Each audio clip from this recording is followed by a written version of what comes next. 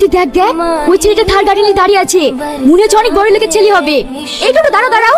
আরে সর্বনাশ, কত সুন্দর গাড়ি রে, এরকম গাড়ি তুমি জীবনে দেখিনি। বলছি গাড়িটার নাম কি? এই গাড়িটার নাম থার।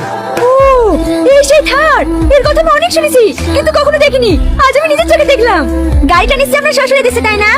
না না, এটা আমি নিজেই কিনেছি। সামনে 15 তারিখ আমার বিয়ে, শ্বশুর বলছে BMW কার দেবো। আমি বলছি না না, আমি নেবো না, কারণ এই গাড়ি তো আমার 5-6টা পড়ে আছে, চড়ার মানুষ নেই।